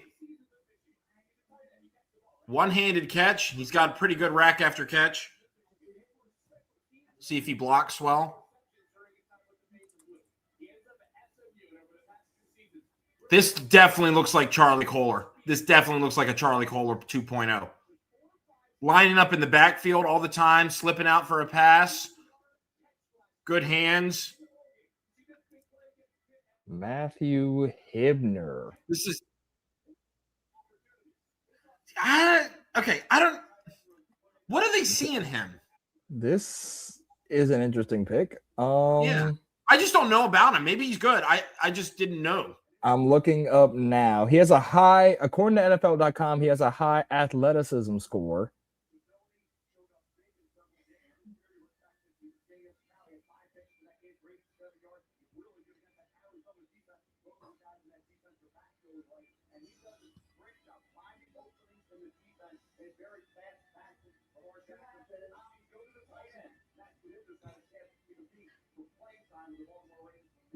Eric DeCosta is hard at work right now. He's not. Okay. So I have a little overview, folks. All right, let's hear it. So he was projected in the 6th round, so that's interesting. So the Ravens moved up to get him. It feels like, yeah, Lemons, it does fill a need. That is true. So here's the overview about. I feel the exact same way, Lemons. It's a big need, but I honestly don't know. All right, John, hit us. So Hibner, 6-year senior who broke out at SMU in his final 2 seasons after 4 quiet years with limited snaps and production. Hibner's ankle tightness limits his change of direction, quickness, and ability to uncover underneath. He builds speed when working the seams and as an open field runner. He has adequate hands and ball skills to make catches when contested. Hibner has the demeanor and tenacity for pro blocking duties. However, he's undersized and needs to work on his hand placement to improve his consistency of results. Hibner is a day 3 talent with roster potential as a move tight end or true H-back. Interesting. So I want to hear. I really want to hear what EDC saw in this guy. Because he wasn't listed on the top prospects currently. Yeah, so it says his strengths: he threatens vertically with build-up speed, maximizes catch radius with good extension and catch timing, adequate contested catch talent with good feel for boundaries, top speed makes him hard to catch in the open field, determined and gritty as a point of attack blocker, good patience and radar to land blocks on the second level, and core special teams talent is part of his profile. And we've got Vera. I'm not sure how to quite say that. I apologize. So Vera says Jolly and Trigg was still on the board. If you was gonna go tight end, like what the F are we doing? Still need center and Heck still on the board. Yeah, I understand the frustration because I don't know this guy. Matthew Hibner. I've never heard of him. Yeah, this is. I would have definitely rather have gone Jolly. I really would have, because Jolly's right up there and he's just sitting there pretty. And then we traded. Maybe EDC thinks that. Part of me wants to think he thinks people are going to be available when we go again. But at the same time, why would you trade up if you weren't going to do that? So I don't.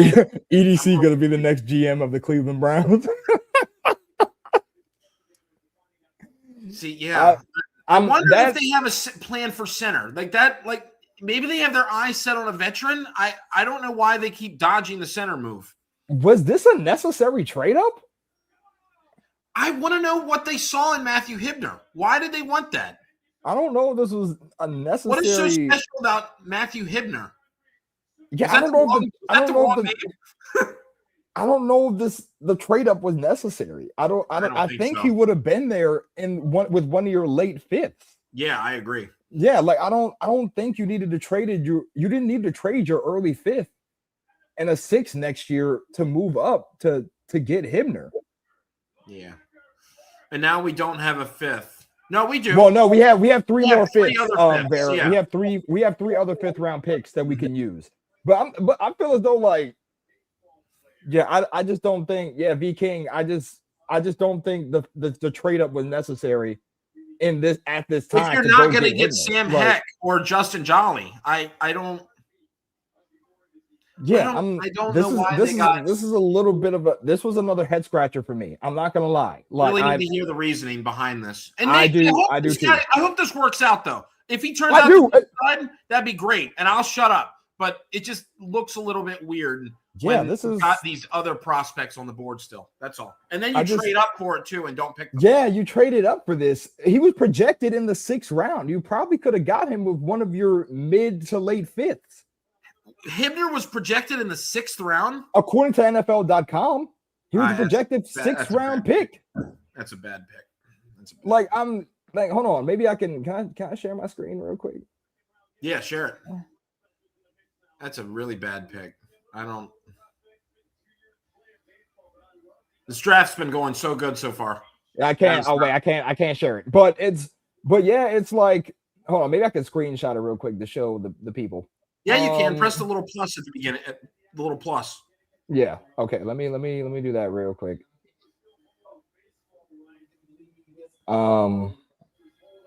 Let's see. Matthew Hibner. Yeah, here he is. EDC's highs are very high, and his lows are really questionable. Yeah, that's well said, Lemons. Viking says, or V King says, they must have known some other team was going to get Lane, and this tight end way earlier than projected. Yeah, because I'm just looking like, I don't know. I'm very, very curious about this. Very curious. When do we go again? Our next pick. We traded our early fifth. That's with San Fran, so we don't pick again until 162. Okay. Let me show you guys real quick what I screenshotted. Oh wait, I can't even. Yeah, I can't do it. I can only show PDFs. That's a little nuts. Oh wait. Oh, here we go. All right, sorry folks. All right, I got it now. Sorry guys, I'm learning technology. All right, so guys, here is what this is what we read about Hibner. So this is what NFL.com has him as. This is his strengths. As you can see here, according to Lance Zierlein, who is an analyst with the NFL, it is said that he was projected to go in the 6th round. So I'm curious, honestly. I'm very, very curious on what made them feel like they had to move up to get him, or why they couldn't wait until the mid. I mean, obviously the draft is fluid, right? So it's forever changing and anything can happen, but it also says he is good at special teams. So, we need that's always a Raven thing. Top speed makes him hard to catch in the open field. Okay. Adequate contested catch talent adequate. I don't like that word. That just sounds average. Yeah, I mean, maximizes catch radius with good extension and catch timing. Okay. All right. So he's up the seam runner. Okay. So this guy doesn't sound like too much of a pass catcher. And that's why it feels like it's a Charlie Kohler type thing, because Charlie Kohler did not get a ton of opportunities, but he would be thrown to down the seam or, down the middle of the field a lot. So what do you think, Dom? Doesn't that seem like a little bit of Charlie Kohler-esque type role? Yeah, I feel like he'll probably. But then again, so why did you get Durham if that's the case? Because Durham will be more Patrick Ricard, which is even less than Charlie Carm. So are you only looking to have the one tight end? Oh, and Luke left a comment. Luke Yeah. D2P9M. Do you guys think Diego Pavia will get drafted? I'm not I don't know. sure. If he does, I think he goes in the 6th round, in my humble opinion. I think he's a 6th round pick if he does go, Luke. I don't see him going in the 5th. I could absolutely be wrong, but I'm seeing him more as a 6th round pick. But to our point, back to Hibner, Vera says it's the blocking. It's the only thing I can think of, but it's still a stretch to trade up into the 4th for him. I agree. Oh, yeah, I think so. I don't think you needed to trade your early 5th to get him. I think you could have got him with one of your mid to late 5th round picks. You have 4. You could have used that to move up to get Hecht. Unless something must be scaring them off about Hecht. Because the fact that they have not taken him. Let me look up Hecht. Maybe he's hurt or something. For him, yeah. Like I just don't. There's something about him that must be scaring the Ravens off. Because the fact that he has not got, unless they feel so confident that he's going to be there, because folks, we don't pick again until pick 162. That is our next pick, and that's in the 5th round. So unless they feel extra confident that he's going to be there, I don't see why he has not been taken off the board yet, especially with that being seen as a need. But so you have 2 type of blocking tight ends, but the thing is though, Hibner has shown big catchability, or at least contested catchability, at least according to the analysts. So I mean, are you looking at him also as an option is the question. Like I have so many, I mean, I don't know. I'm very curious. Folks, let us know your thoughts. I mean, Hibner was, I mean, we have him now. So do you think Heck has a chance to fall into the 5th round? Oof, I don't know. Because on some of his projections, he was projected to go either through 3 through 5, rounds 3 through 5. So maybe the Ravens are banking. I don't know. Yeah, maybe there's something wrong with Heck because a lot of teams are passing up on him too. So that's something to look into. Because the young man who was taken previously, the other center, he was. I mean, I thought he was projected to go potentially between 1 and 2, but he tore his ACL, so that's what caused the slide.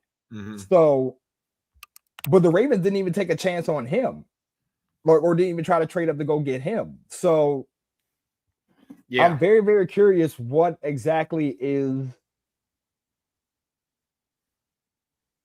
Well, Baltimore, you've got my full attention now. Well, Vera says, to be fair, no team has taken Hecht yet, and the Bengals took Lou over him, and he's coming off an ACL tear.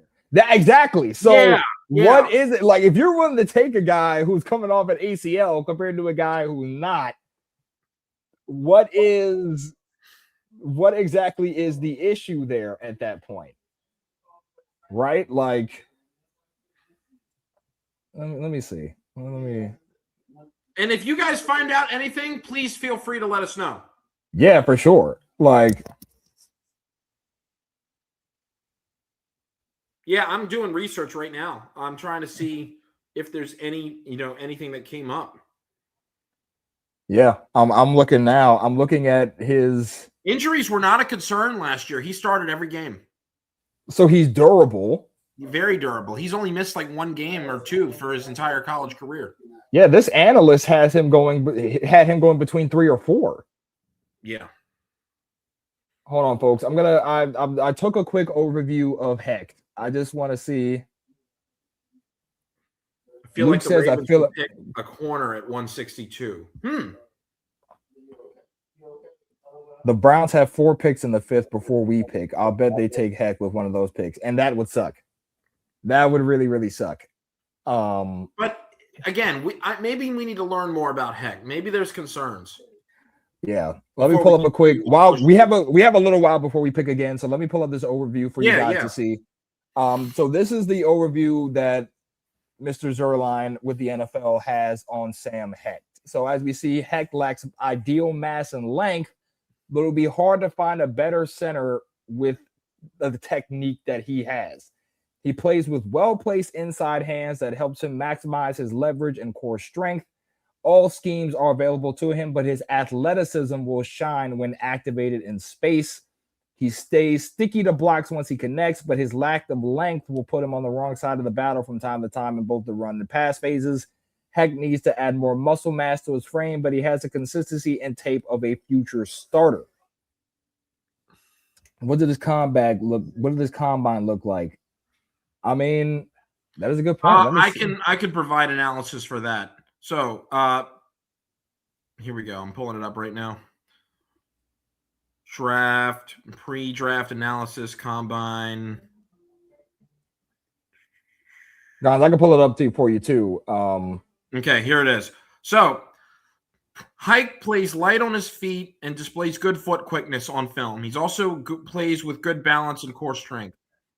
Hike is an average moving. Hike has average moving power, but can anchor, mirror, and hold his weight, sustaining blocks well. He is skilled enough to pull and get out on the edge. Heck does a good job of climbing to the second level and latching onto defenders. Overall, he is a solid player who gets the job done. Yeah, I mean. Okay, and now you've got the actual statistics from the combine. Yeah, this is from NFL.com. Okay. So he had a pretty good production score. Athleticism score was average. His total score was decent. I mean, and even like if you look at the top right, folks, it said it will eventually be an average starter. Is that out of 10? I believe it may be out of 10. I'm not sure how they score it, at least from this. But okay. I mean, he looked like he would be a decent pick. I'm just very curious on what has made him not go yet. Maybe Eric DeCosta knows more on it. And he'll maybe so. And it's more that it made me think. I mean, remember, we do have the new offensive line coach now, Ledford. So, I mean, obviously, he's in EDC's ear with potential guys. But, I mean, we've only taken one offensive lineman so far in this draft. You know, so, and with a desperate need at center, it's very, very interesting to see kind of where they go in that regard. So other centers on the board still are Parker Brailsford and Matt Golban. Parker Brailsford is Alabama Crimson Tide, and Matt Golban is Michigan State. He's the 6th position ranked, and Matt Gilbert is the 7th. So they are both significantly lower rated than Sam Heck. So Vera was saying, you think they'll try to move Emery to center and have Vanga and Simpson at the guards? Does Emory Jones have experience playing center? I don't know if he had experience playing center. That's a good question. I don't think, Vera, to answer your question, I don't know if that will really be, because I would like to have Emery, because if you're going to start Vanga, if Vanga's going to be a plug and play starter and you paid Simpson, so 9 out of 10, Simpson is probably going to start as well. I would love to have Emery to be that guard for depth. So I don't know if he would fit at center.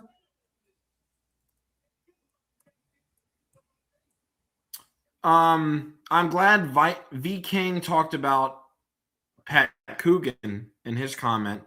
That is a little bit of an interesting pick. Here's a little bit on Coogan. Coogan was named the offensive MVP in the Rose Bowl this past season. Pat Coogan played for the national championship Indiana Hoosiers, which was last awarded to an offensive lineman in 1944. That's a long time. Wow. He is a tough, hard-nosed blocker with strong hands and good placement in his punch. Coogan is not a true people mover, but he can anchor in the pass game and wall off in the run game. He shows the ability to sustain and drive blocks when in leverage. While combo blocking, Coogan does a good job climbing up to the second level, and he stays at home in pass protection if he does not have immediate work. Coogan avoids opening rush lanes and patiently waits for defenders to come to him before striking. Overall, he's a good technician who understands angles and leverage.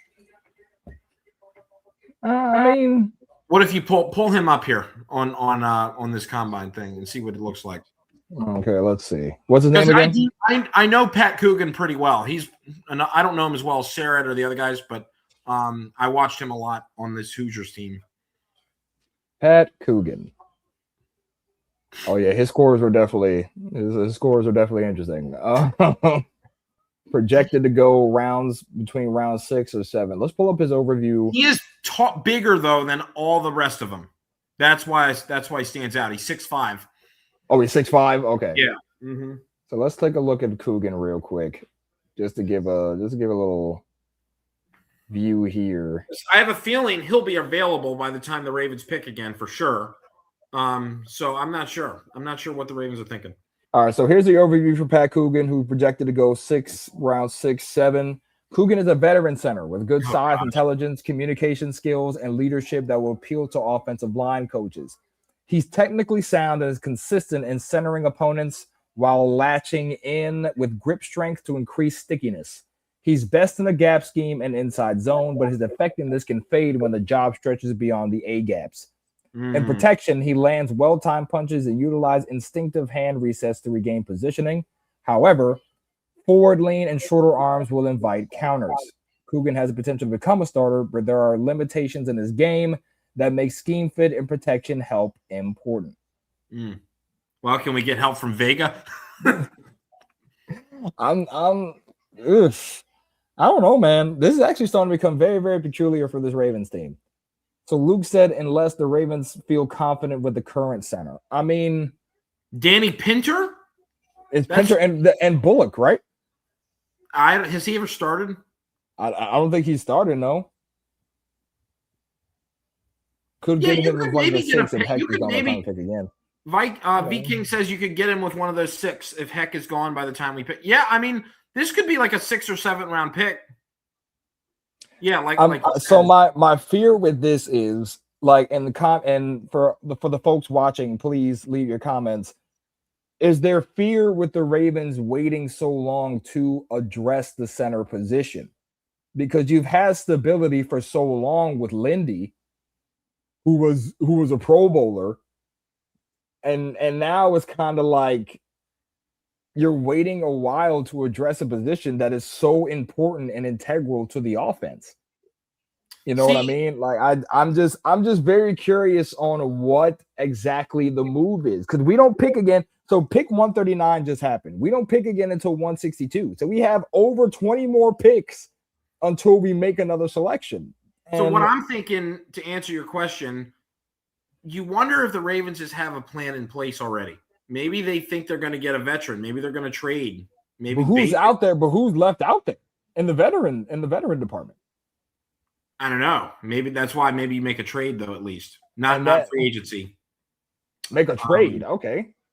You could. I don't know. I'm just trying to bring up hypothetical situations. I just hope that the Ravens have a plan, because it looks a little weird, but I'm going to assume they know what they're doing and they have a plan for the center position. And if it involves trading, maybe that's the route to go. I don't know. Yeah,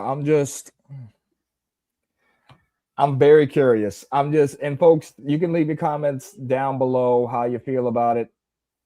I don't know.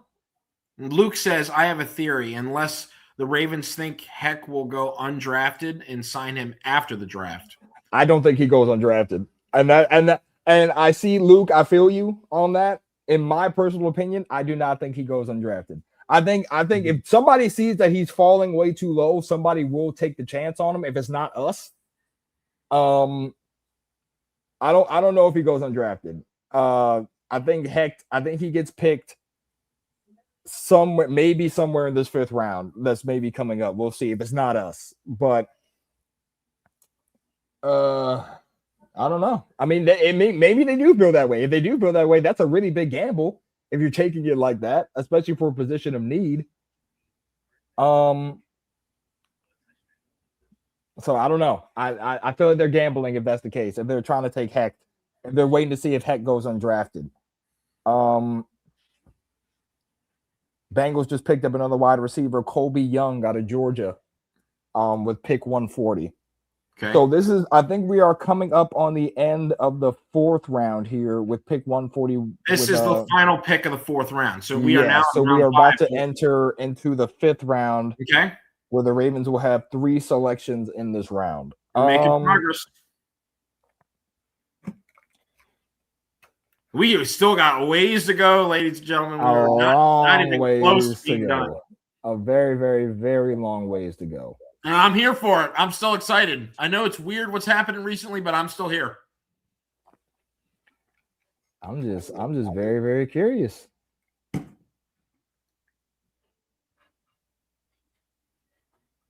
I'm looking to see what free agents are currently available right now.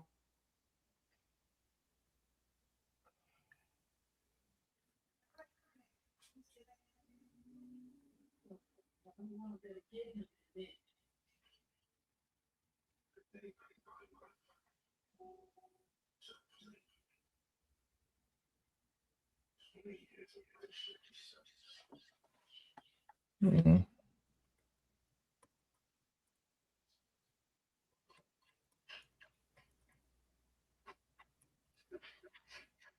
Don't the Ravens have 7 or 8 picks left? I think we have about 7. Yeah, I think about 7 picks because we just traded up. We made that one selection in the 4th round. So I think about 6 or 7 picks left. Yes. Lemons, I wouldn't be mad if they made another trade. If they wanted to trade up, I wouldn't be mad at that either. Mm-hmm. I gotta hear their rationale for this Higgins guy, or what is it, Michael Hilbert? Mike Hibner. Hibner, thank you. Yeah. I really want to hear about that. Yeah, I don't know what the rationale is for that one. That one is going to leave me a little bit puzzled. And like we said, EDC is going to be holding that press conference afterwards with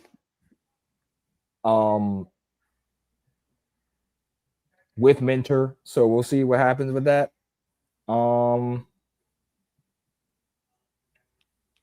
Yeah. That I'm sure we'll all be paying attention to. Yeah, that we will all definitely be watching. Yeah, because there's not really a lot of there's not really any veteran.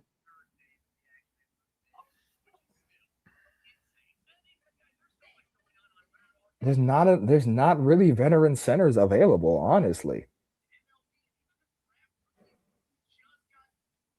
So you would have to, honestly, you would probably have to draft it unless you trade for one.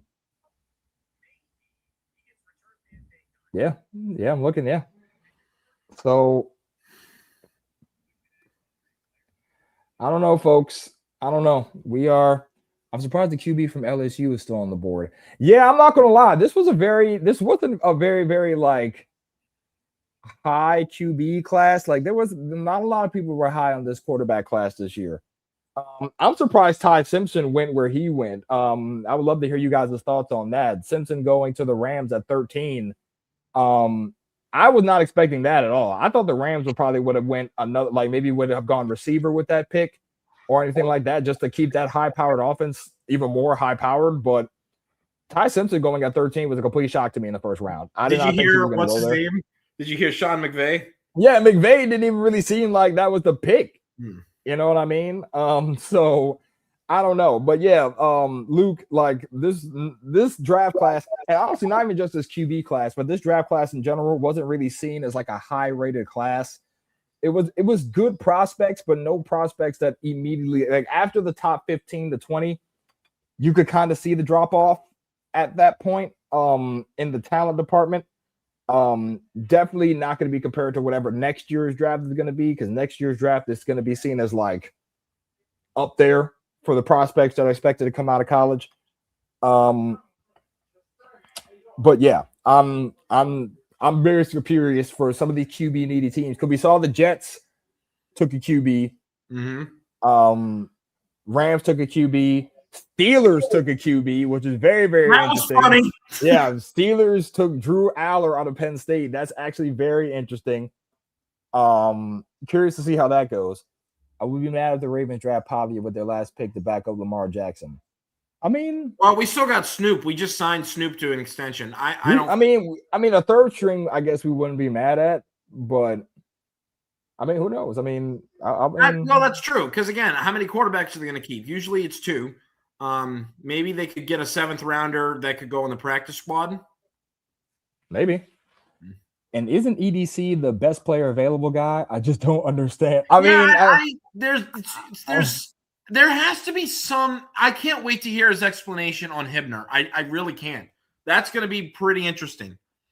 yeah, yeah, Vera, I to say that, I mean, he usually is the best player available guy. Like that usually was his thing. He takes the best player available, but I don't know. Like, remember, we have to remember also, folks, that there are new voices in the room. These aren't the same voices from years prior, right? Like, these are new guys with new ideas, and EDC kept saying, like, all this is a communicative type of office where we hear everyone out, and we look at the guys who best fit our scheme and what we're gonna do. So I'm I'm very interested to see where they feel like Hibner fits in. Again, it was a position of need. We needed to fill out the tight end room again. So I'm curious. Luke is asking, do you think the Ravens will trade a later draft pick in Bateman for a veteran? Possibility is definitely a possibility. Would I be shocked of it? A little bit. But maybe they could. I mean, Bateman's a good receiver, a good prospect. He's on a good deal. He's on a good contract. The Ravens signed him to a pretty good one that doesn't kill the cap. So, I mean, it's friendly to teams if they would want to pursue him. I mean, Harbaugh, I mean, who knows? Maybe I know a lot of people speculated that the Giants could want to go get him at some point. I don't know. Maybe they could address that. But I I'm just very curious. I'm just the draft. This is definitely not the draft I was anticipating the Ravens to have. You got a comment from Daquan7091. Can we appreciate how the Cowboys screwed the Steelers on purpose? Jerry doesn't want to see McCarthy and the rest of our own personnel succeed there. Hey man, listen. That's my Steelers boy Q, by the controversy. way. Appreciate you stopping by. Can we listen? Anything that makes the Steelers look like garbage, we are here for. So shout out to the Cowboys for screwing the Steelers however way necessary, because we'll take it however that comes. It's so funny too what the Eagles did to them in the first round. Oh, I Like, love that. that was My boy hilarious. Makai Lemon. It hurts that he went to the Eagles because I don't really like the Eagles, but I'm so glad he didn't go to the Steelers. Like, oh my Yeah, God. that would have been glad. insane. They literally went up and snatched them, which is hilarious to me. Vera says, curious on who's gonna pick Taylor. I don't know why that's covering my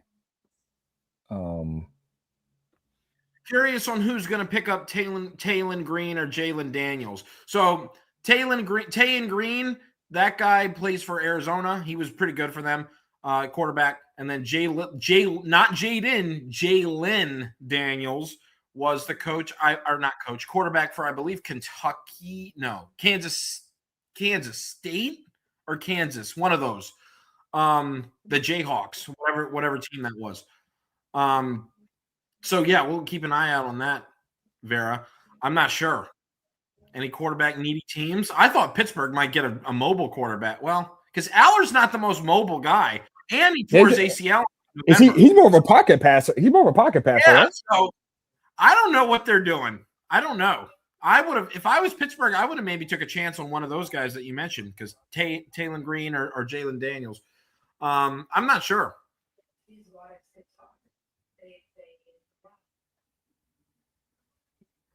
Yeah.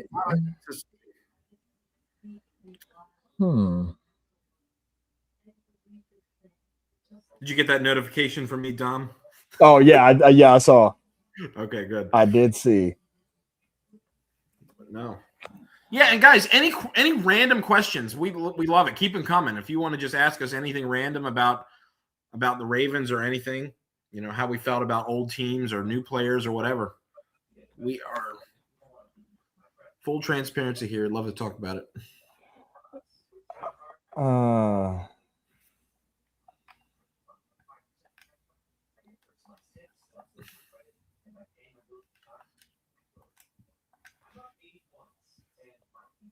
don't know, man. I'm curious.